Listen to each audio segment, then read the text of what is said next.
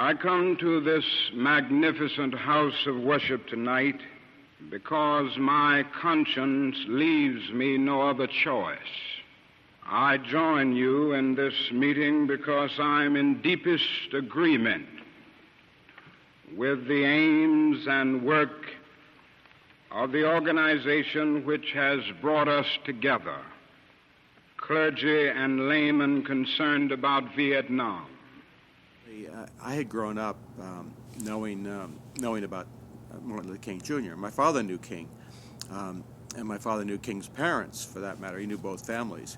My father was American Baptist clergy, and the first time I ever came with a camera anywhere near Dr. Martin Luther King was at Riverside Church. So that was his coming out when he spoke at Riverside Church. That was his coming out in terms of being anti-war.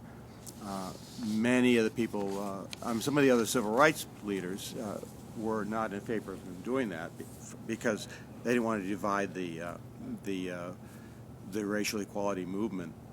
And that was a year to the day before he was assassinated in Memphis.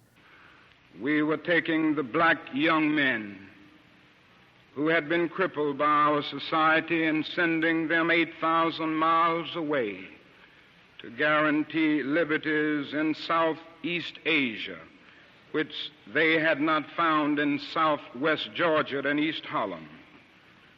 And so we have been repeatedly faced with the cruel irony of watching Negro and white boys on TV screens as they kill and die together for a nation that has been unable to seat them together in the same schools.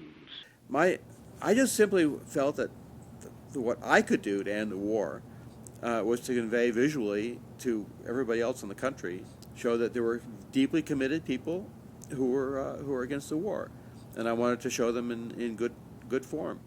And I knew that I could never again raise my voice against the violence of the oppressed in the ghettos without having first spoken clearly to the greatest purveyor of violence in the world today, my own government.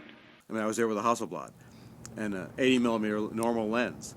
I was a kid. I wasn't a kid, but I was 22 or so.